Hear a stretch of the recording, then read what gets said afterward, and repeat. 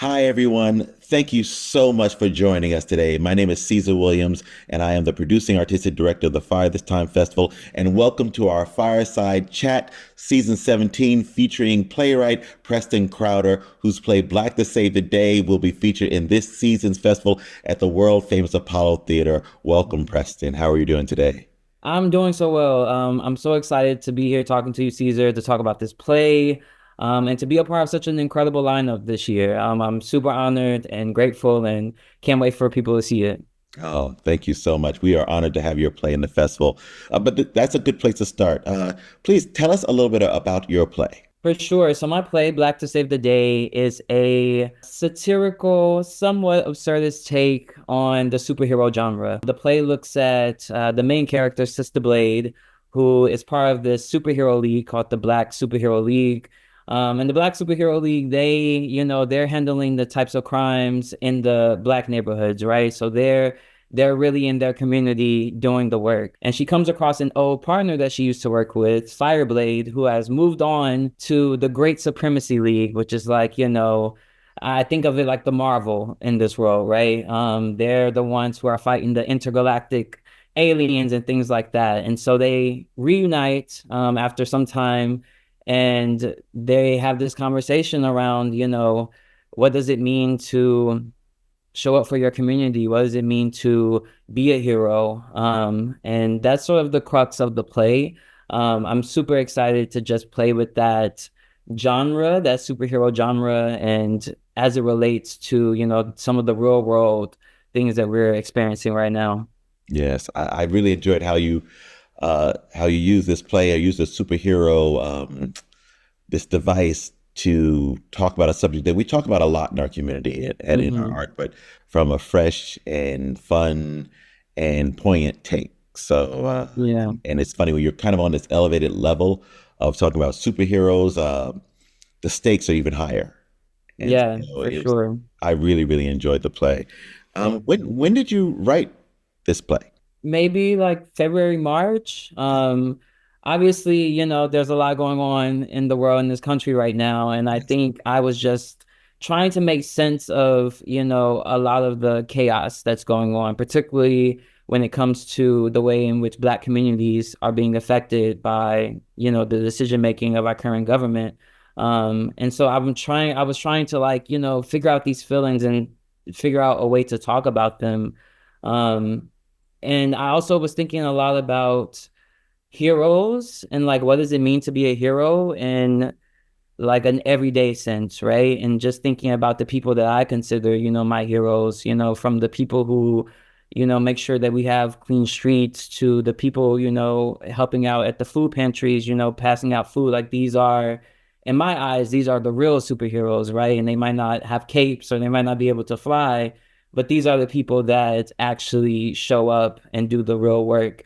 And so I had all of that percolating inside of me. And I was like, what if I just took it a step further and really stepped into this idea of like superhero-ness and like what that looks like and sort of re-examine it through a theatrical lens. And so that's really what drove me to write the play. And so, I had just been since like, earlier in the year, just really chipping away at it and trying to figure out how to tell that story. I can really see how you equate this kind of Marvel DC universe superhero notion with the people in everyday life. Yeah. And I'm a big fan of superheroes as well. Like, I mean, that's sort of, I think it's hard not to be, there's so much superhero media out there. But I also think within that landscape as well, something that I found to be interesting was like, the lack of Black superheroes I saw like growing up. And obviously, we have a little bit, more now, with the Black Panther of it all and, the Miles Morales of, the Spider-Verse and all of that. But I was like, I think there's still space for us to be seen in that sort of world. You've kind of already talked about it a little bit, but what is it you hope people will walk away with after seeing the play, or what's a thought or a question or something you want people to take with them? I think the one of the biggest things for me is thinking about how do we show up for each other in this time, right? I think that's always a question. How do we show up for our community? How do we show up for each other? But particularly in times where again, we are up against a machine that is really like causing great harm to a lot of our community. And so I think a lot of times showing up for each other is not easy, right? It's about sacrifice. It's about sitting in uncomfortability.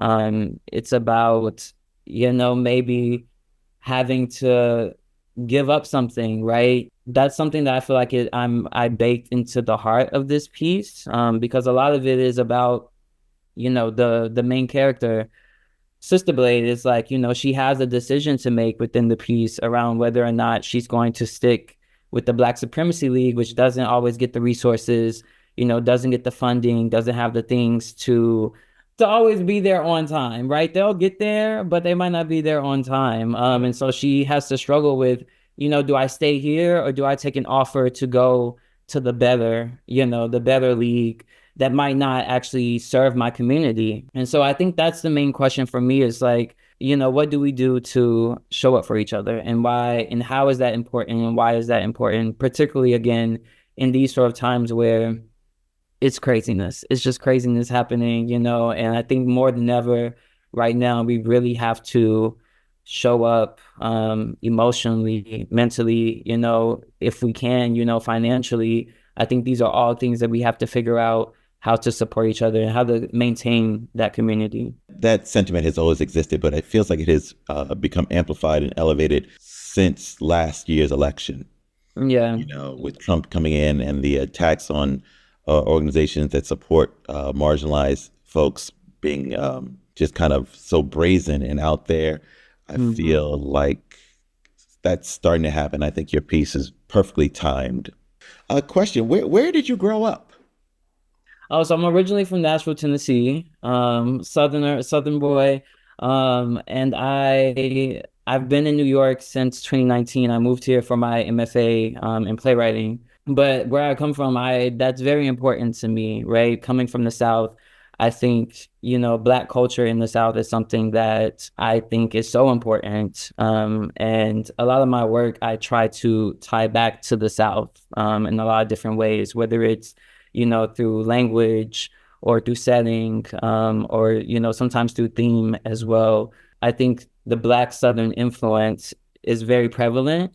And I think sometimes it can get overlooked. And so that's why, that's something that is important to me as a playwright, is to make sure that I'm honoring that legacy, that Black Southern legacy. What is your earliest theater memory? Growing up, like until like seventh grade, I really had no exposure to theater. Growing up, in my neighborhood, there wasn't a lot of theatrical options for us. And then, my socioeconomic background, my mama, she didn't have the extra money to go get us the tickets at TPAC, which is the Performing Arts Center in Nashville. So I didn't actually see a lot of theater until I got a scholarship. Interestingly enough, I got a sports scholarship to attend like a private school, which I don't know how that happened. I'm not a sports person. Like I am not good at sports. That is not my tea. But somehow it happened. But as I got there, I was like, oh, I didn't enjoy it. And so the head of the school, he was like, well, you need to find something to do. And so I was like, all right, I guess I'll do the play. I guess I'll do Beauty and the Beast, which was like the seventh grade play. And I remember doing it, and I just was like, it just was like a bug, right? I was like, oh my God, I like love this. I love this idea of performing. I had my one line, but that meant the world to me. And so when I moved into high school, that's when I really started like writing plays, because I've always been a writer. And one of my mentors in high school, she was like, have you tried writing plays? And I was like, no, I haven't.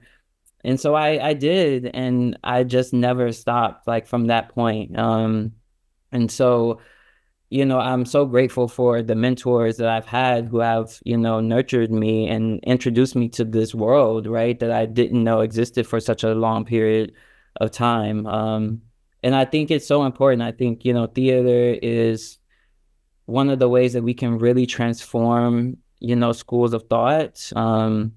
While also entertaining people, but particularly like Black theater and the sort of history and legacy that it has. And, my goal is to honor that and continue to add to the canon of, the many Black playwrights who came before me, who have opened the door and who have made such wonderful art that stands the test of time and really teaches us about our history and our culture and where we come from and where we're going, right?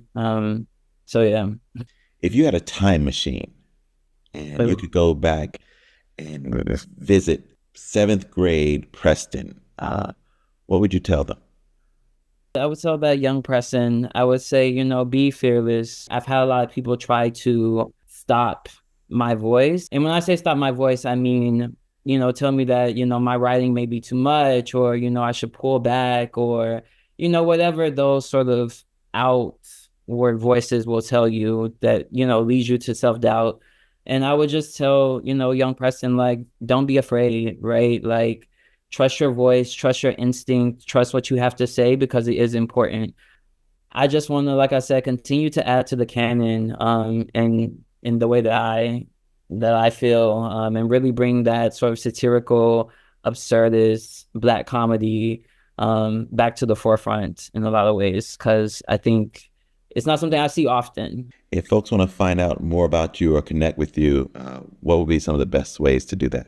You can go to my website, PrestonCrowder.net, which I have, all of my plays listed there. I'm always willing to share it, talk about it. I'm also on Instagram at Penned by Preston, Penned by Preston. I love connecting with other artists, people in general. So never be afraid to reach out for a conversation, or if you want to read any of the plays, always happy to share those as well.